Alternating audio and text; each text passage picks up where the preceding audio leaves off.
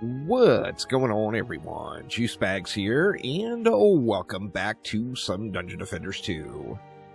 The plasma defense system's been out for a while now, and it is proven to be an absolute powerhouse. Many players are finding success with it in many different setups. So I wanted to do another video going through some different various setup possibilities for your plasma defense system, and why you would use each one individually.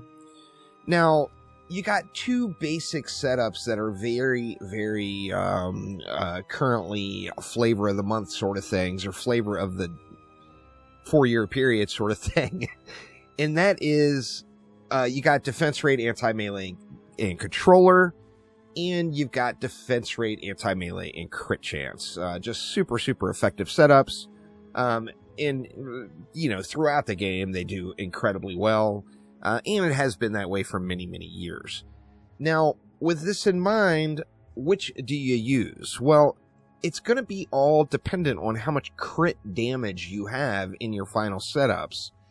Now, generally speaking, for me personally, the normal relic and shard setup I have equipped is crit chance, defense rate, anti-melee, with plasma echo, mass destruction, and vicious strikes. I use this the majority of the time. Sometimes it's less effective than the controller setup. Sometimes it's more effective. And once again, it all depends on how much crit damage you have on your final setup and how you like to set up your other items. For example, like for me, I like to use defense range servo on my Boostara. I just do. I'm doing a lot of one Boostara builds now, so of course I'll stack up destruction, boosted power, and all for one. And I like to use defense range. Now, if you like to use like the crit damage servo in place of defense range, then you are going to likely want to go with the crit chance, defense rate, and anti-melee setup the majority of the time. But let's just take a look at how I personally like to use this. I am always going to have a Boostara, I am always going to have a buff beam, and I am always going to have a destructive pylon and range pylon. Now, in addition to that, I personally love using diffusion on the buff beam, so I always go, not always, but 90% of the time I'm going to use diffusion and go diffusion, boosted power, and destruction. When we look at our plasma defense setup in this particular configuration, with defense crit chance, defense rate, and anti-melee, we take a look at it. We are at the range cap. Our crit damage is low, though. It's only under, it's not even at 100% yet. So, you know, of course, if I switch to my initiate, that's going to go up, and as I upgrade these things, that's going to go up. So for me personally, I am always going to upgrade these items. And we take a look, I'm now at 119.5% chance to crit. If we swap over to the initiate, just from the shards we get there, it goes up to 127% chance to crit. So how do you decide which one is better? And that is, you just do a little math. The controller servo is going to be equal to the, or pardon me, I'm showing the wrong relic here. The controller servo is going to be equal to the crit chance servo at 140% crit damage. Now, this, of course, is assuming that you always have crowd control in your build and you're getting controller to proc.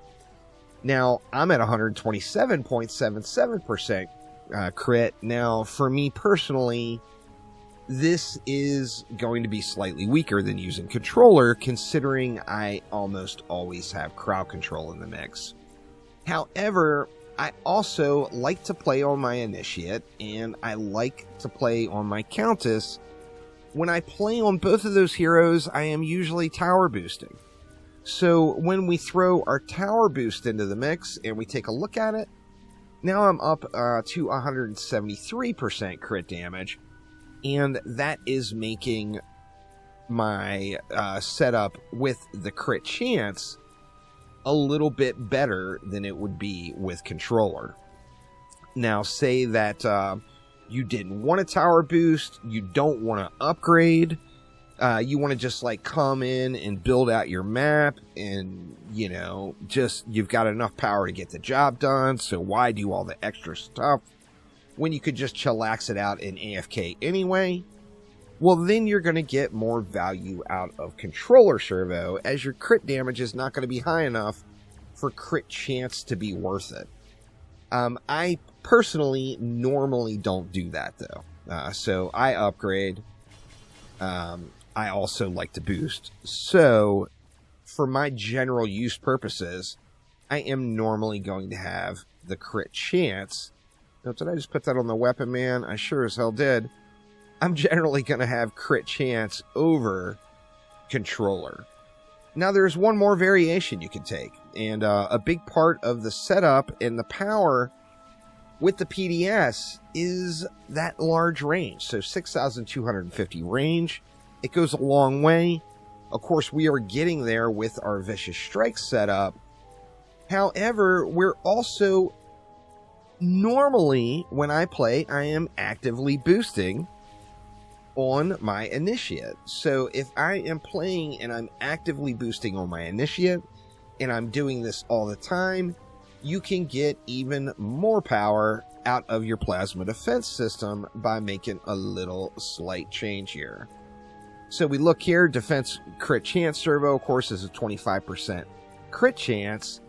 Now, if we ditch the crit chance servo and instead we go with defense range, that just freed up a shard slot for us, where we can throw in something like, say, power transfer and get 38% increased crit chance. It's a 13% improvement in crit chance over what we would get with the defense crit chance mod. However, it drops our range all the way down to 5163. However, we are boosting, right? So when we are using our initiate to actively boost, this is going to take us back up to 6196, which is not completely at the range cap, but it's so close to the range cap, it's a trivial difference. That's like, what, one step of a goblin? I mean, it's just an absolute trivial difference in the range there when you're boosting.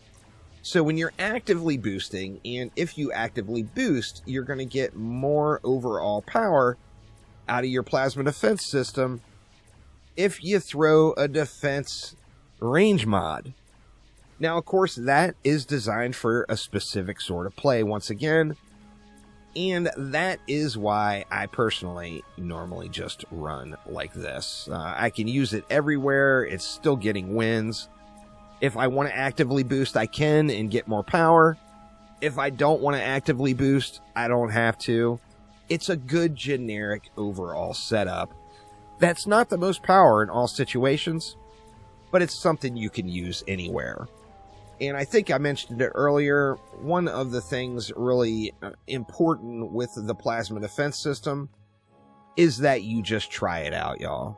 If you get to the defense rate cap, so you've got either your 10 out of 10 KSI 8 or higher defense rate mod, or your gilded, or ideally gilded defense rate shard, just plug any positive mod and any positive shard to fill up the rest of the slots, and you're likely going to find success with the plasma defense system. It's just really, really good. It's thematically badass, and an absolute powerhouse in Dungeon Defenders 2. And if you haven't tried it out yet, you really probably should. That goes without saying. But that will do it for now. Get in there and PDS it up, y'all. There gives you a few more flavors and why I personally would use each individual setup. But thanks a ton. Have a wonderful rest of your day, and I will see you soon.